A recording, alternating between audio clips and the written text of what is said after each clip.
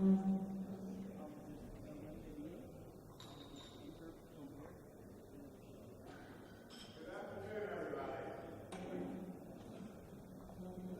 afternoon, everybody. Thank you. I feel so warm and welcome now. So welcome to the last track of the day, and this is, to me, one of the most exciting parts. We have some phenomenal speakers, and we have the winner of the competition. And if any of the participants in the competition are in the room, can everybody come up here and get one of these first two tables right here? So, and then after our final speaker, we're going to have a networking reception out front with champagne and wine and beer and a few bites to eat, and I hope everyone can stay. So I'm proud to introduce our first guest, Fleur Evans with Mesh Experience, and she's going to be talking about building the marketing research agency for 2020, which is a lot closer than what I care to think about.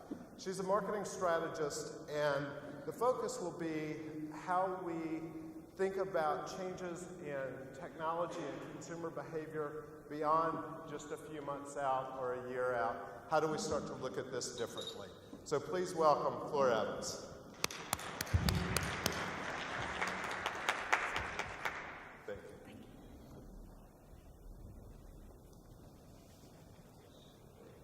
Hi there, thanks very much for your time.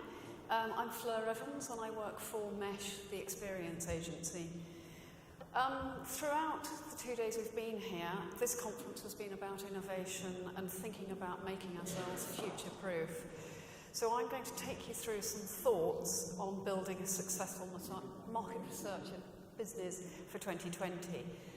But I recognise it's Friday afternoon, it's after lunch, and many of you will be thinking about sort of trains and planes. So this session is going to be very practical. In fact, it's termed an instruction manual, and it's going to be in bite-sized chunks.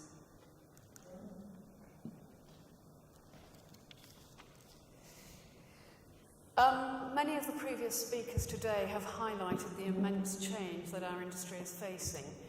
We've heard speakers talk about the need for us to work in an agile manner, and others have highlighted that our industry isn't perhaps as innovative as it could be. We face a paradigm shift in our industry, and in the words of H.G. Wells, we need to adapt or perish.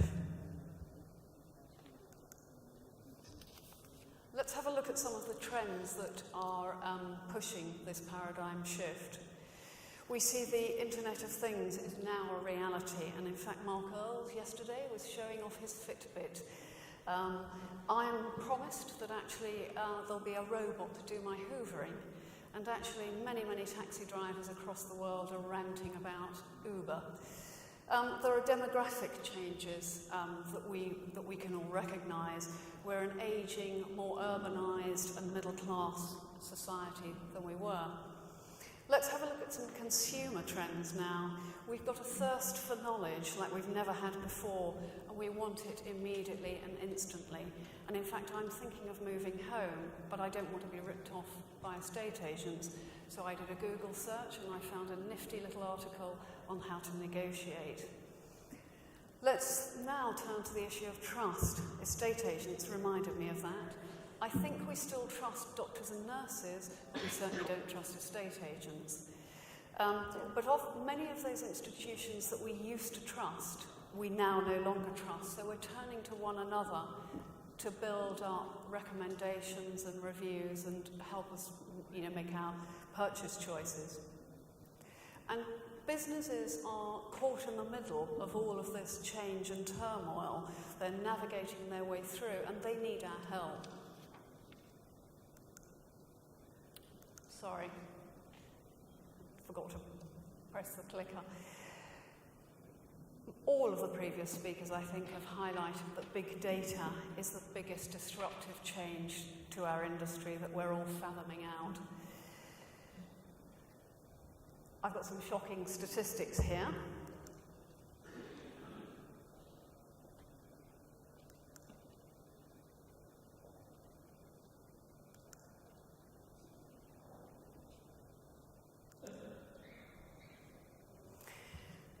These shocking statistics highlight how we need to figure out how to handle the sheer volume of data from diverse sources and at speed. We'll need to make sense of all of this data.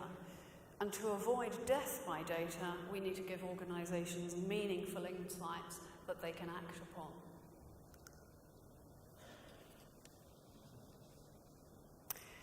So as I said before, it's Friday afternoon and it's almost the weekend. So I don't want to be flippant about the enormity of the change that we face in our industry, but I did like Vijay's mantra yesterday in his speech when he talked about launch and learn. So over the next few slides, I'm going to give you 7 practical steps to begin thinking about how to build a successful market research business, covering structure, skills, and research. So step 1, the old hierarchical structure is too rigid, and it simply won't be able to deal with the client demands that we will be facing as we move forwards. The new structure that you see on the right is horizontal and it's far more flexible, and everybody will be client handling. We'll need more specialists. These specialists will glean nuggets from our web browsing, and they will make sense of all the text, imagery and videos we're all producing in vast quantities. And then we'll need polymaths who have the skills to be able to draw it all together and unearth insights and build a story. Let's now think about structure and automation. Many of our previous speakers have talked about the need to automate and using technology really to help ourselves. Automation will enable mass efficiencies and help us increase our margins, which I'm sure are sharply in focus at the moment. This will enable us to focus on the added value in the design and action stages of research, and Steve was talking about this yesterday.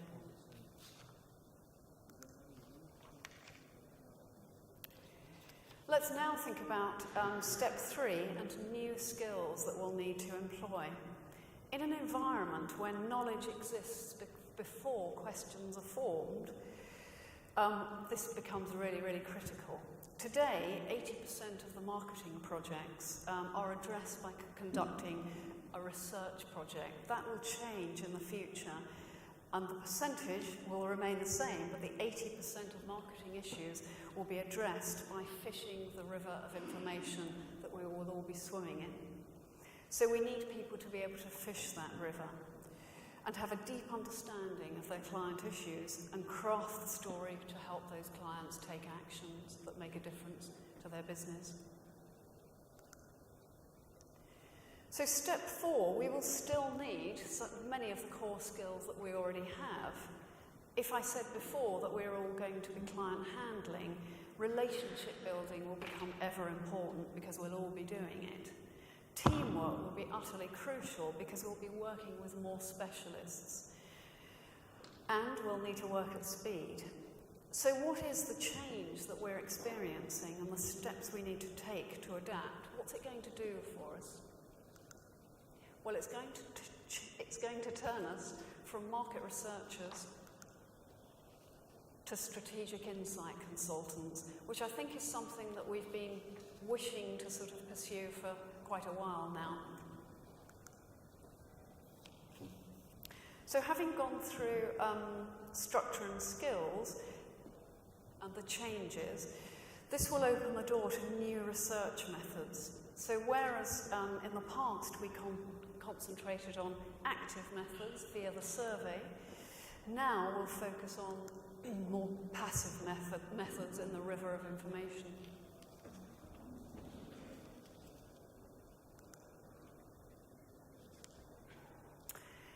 The weekend is fast approaching, so I'm going to give you 2 steps here. Step 5, we will prioritise passive methods, spending more time on listening and observing. And the Internet of Things will mean that we're actually monitoring wearables and connected devices more. Step 6 means that we will embrace neuroscience to give another level of insight to help us understand the System 1 brain that shapes responses at a subconscious level. 7 will be taking the survey off the pedestal. That doesn't mean to say the survey won't still have a place in our lives, but there'll be a shift to micro-surveys and intercepts. But actually what the survey will still play a role in is understanding and answering those why questions. And so again, this is where we see the added value of the design phase being so important. And then finally, pulling all of this together, I've given you a very brief whistle-stop tour of, 7 practical steps that we can begin thinking about to make ourselves future-proof. But I also believe that if we look at these 7 steps, we can begin to have more inspiring and interesting careers, but also to be more insightful, because we'll be working with more specialists and polymaths. So thank you very much for your time.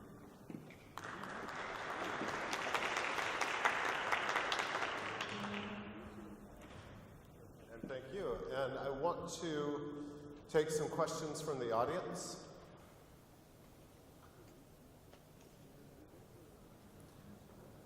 Hi, Ray here. Do you think any self-respecting polymath is going to work for the salaries we pay in market research? That's a tough question. I would hope that as we improve our skills and capabilities, that actually maybe we increase margin, and then perhaps, in fact, I think one of my colleagues presented at SOMAR suggesting we'd all be driving Ferraris. So in a somewhat related question, we as an industry have been talking about being the strategic insights consultant for a long time. There certainly are some operational components that are allowing us to do things that we couldn't do in the past and freeing up some time. But it doesn't mean that we have been given permission to take that seat yet. What do you think is going to happen for that transition to actually occur in business? I think we've got to get better at working with different specialisms and pulling together insight from a variety, of different specialisms. But I also think we have to begin to push the agenda in terms of making ourselves go up the food chain. But I think you can't do one without the other. We have a question here. So what do you think is going to happen in terms of consolidation, specialization in the industry in the coming years? I think there's going to be a combination of both. I think there will be some consolidation, but I also think innovation often happens with smaller organisations. I think there may be more partnering and collaboration between smaller organisations to compete, maybe with the slower-footed larger organisations. Follow-up question. What about the commoditization of some of the research that's going on? Is it going to stop? You think it's going to change? I think we'll go through a period where there will be commoditisation, but I think necessity is the mother of invention, and I think we will be forced to re-look at our skill sets so that we can actually ensure that our industry is future-proof. Thank you. And thank you. Thank you very much.